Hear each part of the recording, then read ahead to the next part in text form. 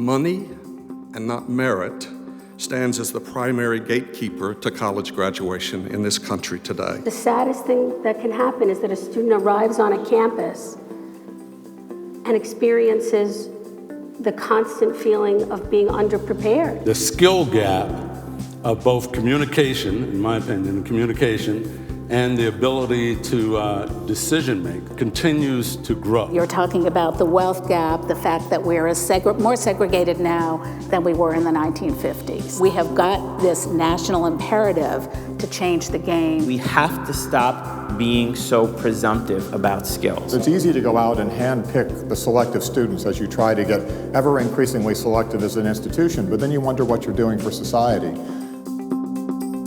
We want to welcome our guests here at Mercy College, who represent more than 100 universities, high schools, corporations, and nonprofits, as well as those of you tuning in across the country on our live national webcast, the first of what we hope will be many such meetings. We can bemoan the lack of preparation that our students come to us with.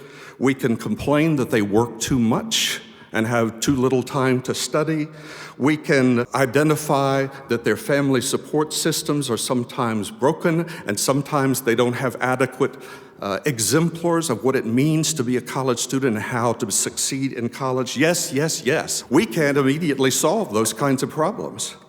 So long as we fixate on them, we diminish our ability to help our students succeed in spite of their demographic backgrounds. I can't think of many conversations in America more urgent for our times than the one we will have today. Can you tell us a little bit about what you found there in terms of student success and what steps you're taking to try to increase a culture of student success? The fourth of the students on my campus, which are least likely to graduate in 4 years, are now persisting at the same rate as the quartile, which is most likely to do so.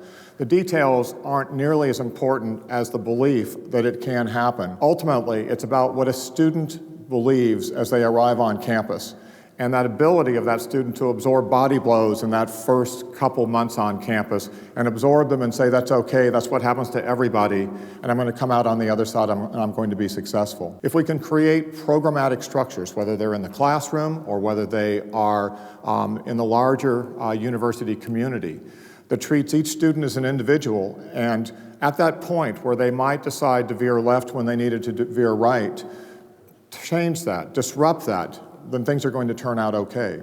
Talk to me, please, about the role that you think that philanthropy, and by extension, those of us who aren't affiliated with a particular college, can play in trying to create cultures of student success on campuses. I think that philanthropy traditionally has been a catalyst, and I think that's the way we view our role at Edwin Gould.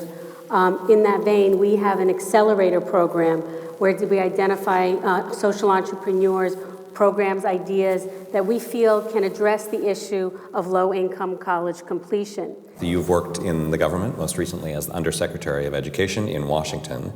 How do government policies on funding, tuition, access, anything else, affect which students attend which colleges and which students succeed? I think, how can we, at the federal level, simplify what students know, what college costs, and what our expectations are. Federal government should tell students and families what they qualify for. I'd like to see a loan program with 2 loans. All subsidized and unsubsidized. It should be simple. We have a role at the state level where states ought to be responsible for colleges like Mercy that are doing a really good job, or like University of Texas, getting students through. This question comes from R. Torrieri in Cortland Manor, New York, and he sent it in on Twitter. He asks, how can we address the unique needs of commuter students regarding student success? The big thing I hear is that it's about educating the parents about the value of keeping their sons and daughters on campus for as long as possible. They may not be able to live on campus for economic reasons, but they can be encouraged to stay there from 8 in the morning until 8 o'clock at night and take advantage of what the university has to offer. Transportation doesn't have to be a barrier.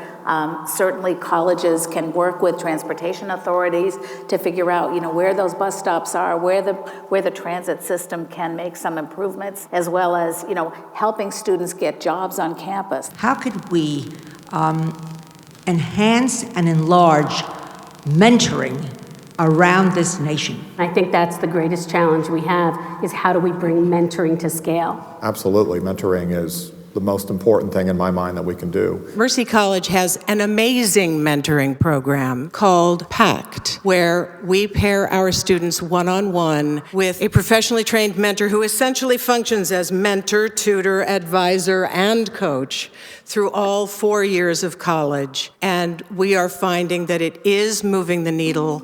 Talking about ways in which we can use technology to individualize education. Especially first-generation students, one of the things which is very clear as a common experience for a first-generation student is they are a first-generation student, and so consequently do not have someone who is part of their lives, very likely, who's been through higher education themselves.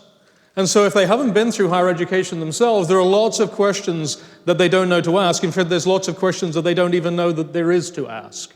So how then are we able to first of all change that information flow, trying to find ways in which people can simply be much more informed, much more empowered about the decisions that they're making? And clearly, one of the ways in which we might be able to do that is by using technology. Use data, use predictive analytics, use behavioral economics, use choice architecture, use all of those things in ways in which we can empower personal choice and empower people to make wiser choices about their future. This is about empowering human interaction, about making more nuanced the kinds of conversations that people have. One of the ingredients necessary to foster that deep intention in learning is that the student must be filled with high levels of intrinsic motivation. And we also have evidence to suggest that extrinsic motivators will actually reduce intrinsic interest. So, my friends, there is a danger that completion of college could become such an extrinsic motivator that it actually reduces intrinsic interest. By living in this era of accelerated innovation, I think that the skill gap of both communication, in my opinion, communication, and the ability to decision make through analytics and proper understanding continues to grow. What we've learned that we bring into corporate environment, I think that those skills erode very, very quickly. Some of this skills gap is about a misunderstanding between what higher education institutions were originally constructed to do and how the world is evolved. A focus on applied practice can't wait anymore. And that's the truth. We allowed our youth to go through this experience of higher education and said, we're really not going to focus on applied practice until you get into the workforce. But the reality is that has to accelerate. Never more than 1% of our entry-level hires have failed at the technical component of their job. 1% would be a lot, actually. But the ability to interpret data, to make adjustments as new data becomes available, to communicate what's happening to a broader audience of clients, those are the things that continually we need to work on. Can you talk a little bit about the importance of internships? Should they just simply be a requirement of a college experience? Well, I'll jump in first and kind of vote yes. Certainly a more integrated approach to bringing those kids through the higher education program and integrate it into the workforce, I think gives them a better chance of being successful. But we also have to take into account the education that we are providing and the skills that we are looking to for students who go through an internship that we're not providing in the classroom. We just have this expectation that students are coming in unprepared, and once we label them unprepared, somehow it doesn't become our responsibility to get them from point A to point B. The answer isn't, well, they don't have the skills that they should have had, and therefore we're not going to support them. It's, okay, what do we want them to learn at the end of this experience? Students are coming in at varying levels, and how am I going to take them there? It's going to require a kind of gusto and courage, not to simply tinker, but to take on the enormous challenge that we have. I'm proud and privileged to be a part of a community committed to doing that, and proud to get to know many of you who I'm sure hold the same feelings. Thank you very much for being here today.